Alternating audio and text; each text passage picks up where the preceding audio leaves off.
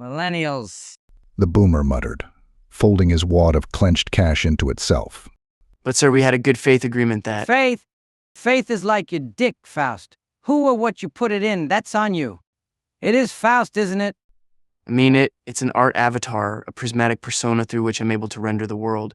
Look, point is, I stayed up all night to finish this mural based on the fact that $3,000 was our agreed upon. Only thing we can agree on, Faust, is that you're a goddamn promosexual. Juug van Sant removed a smartphone from silk sport coat innards the color of clotted blood, then pinched its screen with the detached curiosity of a child dismembering an insect. Like, look here. This selfish selfie of yours you took an hour ago's already cost me 4,000 likes. Now that's 4,000 brain glands ejaculating their glands value all over your post on Zuck's platform when I need him to be fertilizing my walled garden. So what, you saying I can't have pride in my work? Oh, not at all, son. Juug seized, then squeezed the top of Faust's trap muscle. I'm saying that pride has a price. Seagoing rate's $1 an eyeball, which means after we subtract your $3,000 in sweat equity vis-a-vis making the mural from my expected value and you're juicing its exposure, how do you want to settle your balance of $5,000? Wait, what? Likes doing work like… The millennial stammered, his voice stalled by halting breath. Likes aren't currency. Now look, Mr. Van Sant, my work, it has rights. Juug sucked sharply through a snarled canine. Problem is, son, it don't have money. Tell you what, seeing as I'm already late for a meeting with myself, how about we write the whole thing off as a learning experience? Learning experience? Fuck you mean learning experience? You know, taking an L on an earning experience. Thought you millennials would know all about that by now. Don't fucking patronize me. Faust yawped as he shrunk himself into a fetal hunch in order to shrug Juug's hand, clutching him. A hand which, in its recoil, flashed a gold crowbar cufflink before pinching the cuff hanging off its opposite wrist, its crisscrossed leverage shrugging a fresh fall onto a tropical weight worsted sport coat the blue of oxygenless blood. Precisely the point, son. Torqued wingtips on herringboned concrete turned away from the destitute artist tossing a tack rag against his dilapidated single-use Jersey City brick canvas, as if throwing in a towel, and toward a midtown Manhattan skyline churning upward beneath scaffolding cranes, baby birding glass panels upon a clump of structures that in the day's mid-morning light cast jagged shadows stretching across a moating Hudson River, like a drawbridge. The shadow.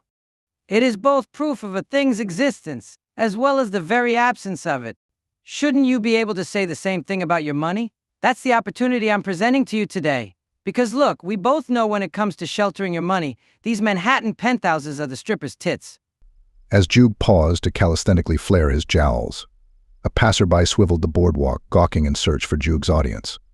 But why stash your money all the way up in some penthouse that everyone can see when you've got the building shadow right there waiting for you? Now I know what you're thinking. Investing in a building shadow seems a little shady, am I right?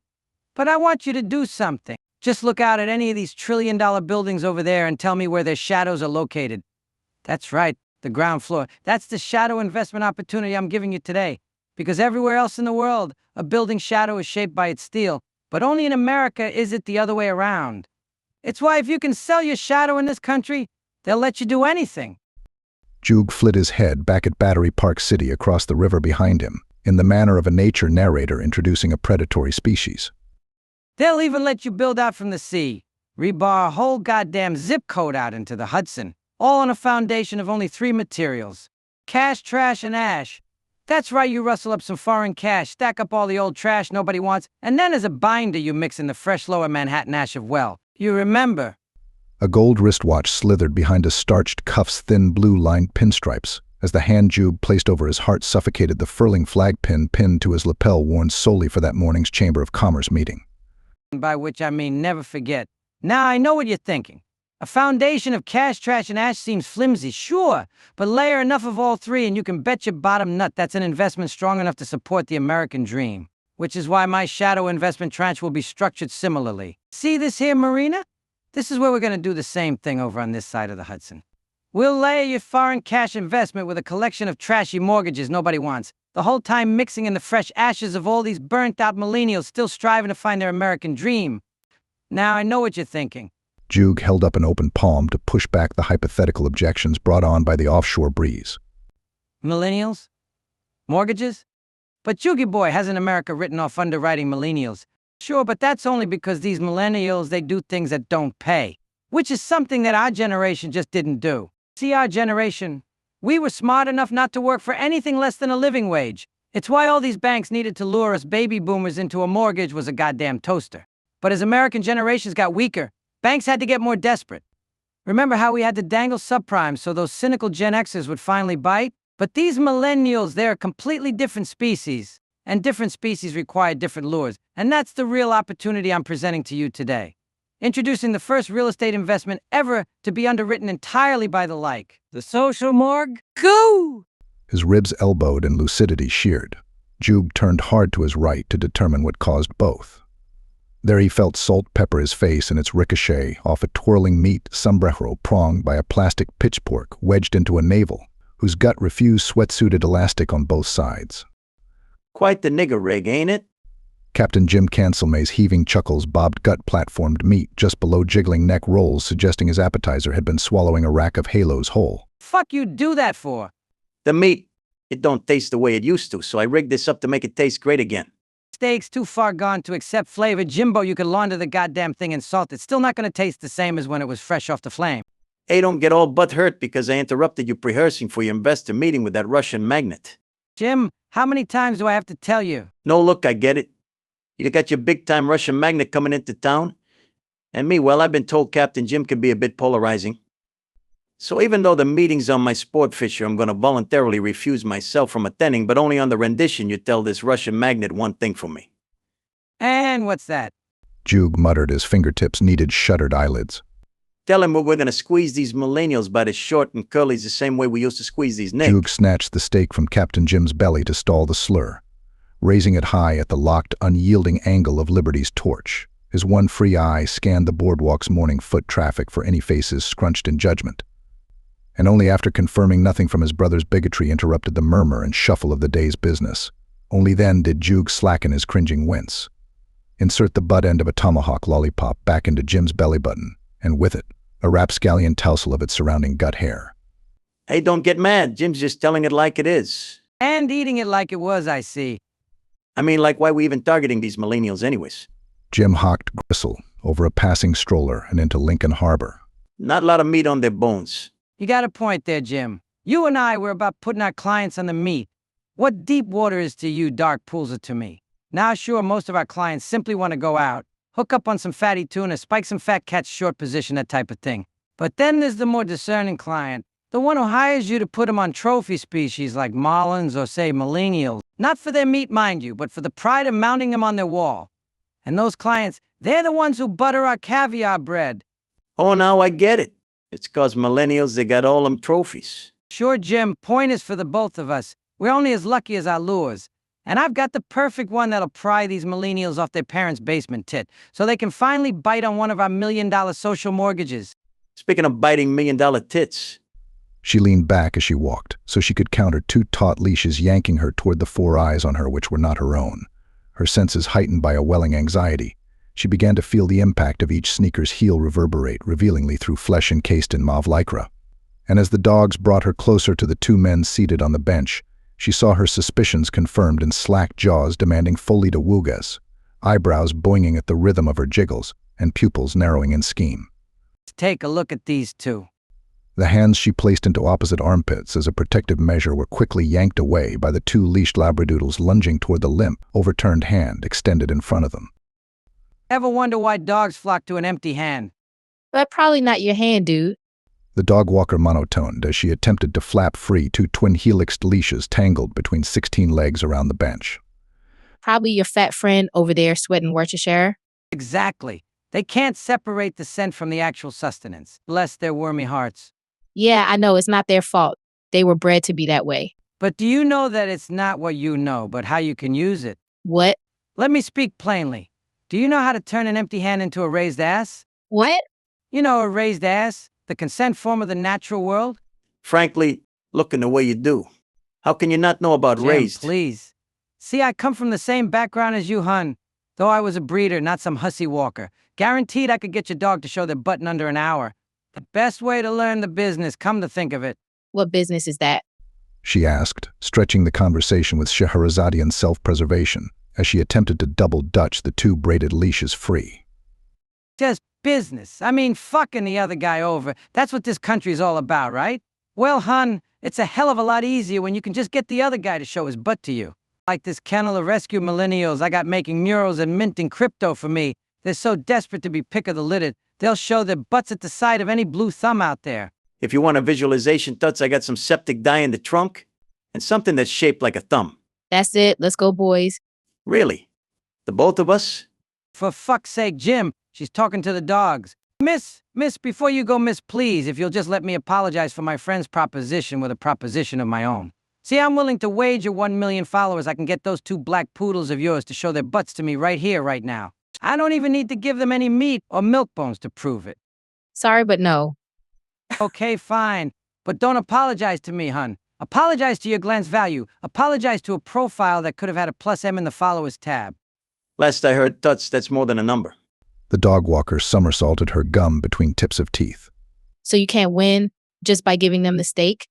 Juug smirked as he removed a butane lighter, a white gold inlaid double guillotine cutter, and a compensatingly endowed cigar from his sport coat's interior, whereafter muttering. Spoken like a true capitalist. He punctuated his smarm with a sharp snip, whose severed tip fell between 2 recoiling labradoodles as if it were a dying dog's turd, thrust the cigar between molars, and extended his hand at her womb level. Eel? Whatever. And ew. Juug retracted his rejected hand over the cigar's freshly circumcised tip, then flicked a flame that illuminated puffed cheeks popping pockily, so that his breath could sufficiently sieve through blued butane. Dude, you should know dogs don't like smoke. It causes them to... Panic, yes. Smoke that had modulated Juug's voice to a muffle seeped upward through sides of lips as he bent down to the dog's eye level to unleash a plume, whose density suggested a demon's impending arrival. See, hun, when they're panicked, you can slip anything under their snouts. An index finger's tip tapped the cigar with the confidence of a player referee tallying a competitive point. Their 3 inches of clumped consumption fell unnoticed between 2 poodles too busy pawing their snouts to suppress whimpers brought on by the smoke. Because you know what pairs perfectly with panic, hun? Jim? The tray, if you will. A hand reached behind its own shoulder to snap, then spread expectantly open. Fingers feeling nothing, the cigar's orange ember increased in size and pulse, until, For fuck's sake, Jim. seethed through teeth pried ajar by the cigar.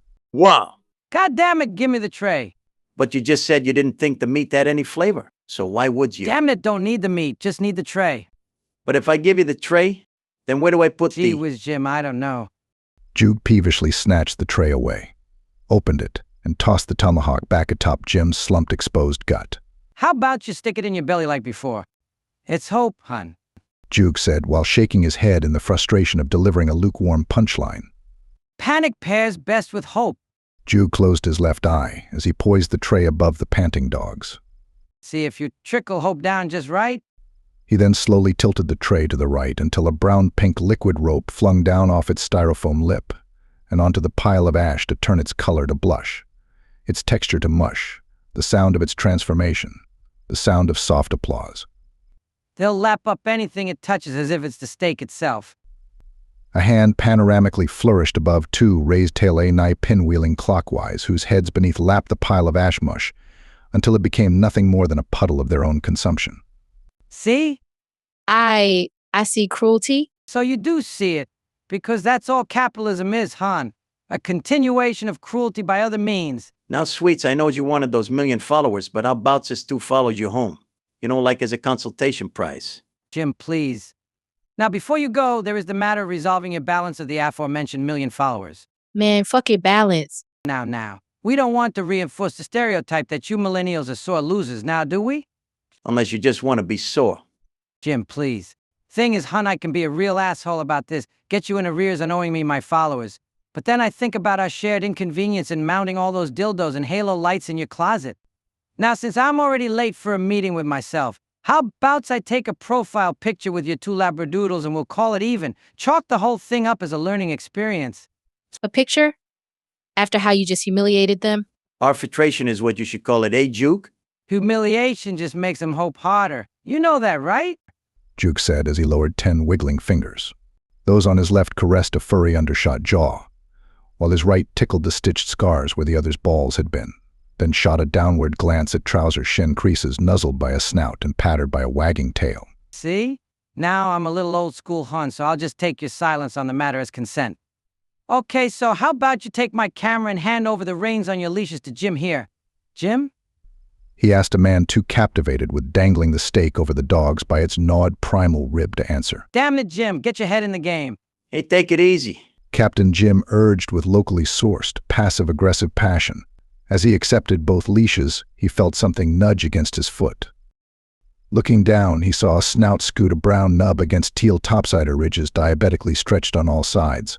And after swiveling his torso in search for his third arm, Captain Jim put the stake in the hand holding the leashes, wiped Worcestershire residue on his Brillo-haired belly, then leaned off the bench to pick the nub off the boardwalk. Jim, don't pick that up. It's just a bit. Well, maybe Jim wants the bit. Ever think of that? As Jim inserted the cigar nub between back molars, two paws leapt up on the bench so a mellowing tongue could lap Jim's belly hair, inducing a tickled giggle. Jim, you're like everything else in this goddamn country. Try not to think of you until the moment I need you. And I need you to put the goddamn meat away before we take our profile picture for our neat new crypto platform. Only now noticing that the styrofoam tray had blown away into the marina basin, Captain Jim swiveled his torso in search of a container. Then, spasming in place as if thunderstruck by his own solve, he reached back to holster the tomahawk's butt end between the two cheeks behind him. He cranked that freed arm's elbows crook so he could loom a threatening backhand over the two dogs until they whimpered into submission. Now, hun, just as a heads up, I'm best at a shallow depth of field, either 2.8 or 4 on the f-stop. Okay, now, Jim, on the count of 3, say hashtag fat cats and starving dogs. 1, 2... Yay! Jim leapt off the bench to meet the flash of recognition, clutching a flapping hand by its wrist like a toddler having just lost his stove virginity. Fucker bit me. God damn it, let me see how bad it is. See where one of those bitches made the hurty marks? For fuck's sake, Jim wasn't talking to you. Juug snarled as he shoved Jim aside to take back his camera from the dogwalker. And after peering down its viewfinding monitor with cupped palms over temples, he calmly lifted the lanyard up off her head before punting his DSLR into the marina basin. For fuck's sake, Jim, these rescues, they bite the hand that teases them something fierce. You know that, right? Look, are we done here? Because I need to take these two back to the shelter. Not yet, we ain't. A stake, unsheathed from anus, raised above a head dramatically muttering. We need to take these two to the meat shed first. Where at the meat-smiting apex, a parabola of fur yoinked Jim's gristle cuddle, so that the only follow-through he could make on his threat was a spritz of stale Worcestershire. Good? A peaked captain's cap, its embroidered anchor the color of dog piss spun off its axis, while the head below it swiveled in the opposite direction. Divided in their search for retribution against what was now nothing more than two shadows stretching against the horizon they sought, and the clatter of claw and leash against concrete, as if tap dancing.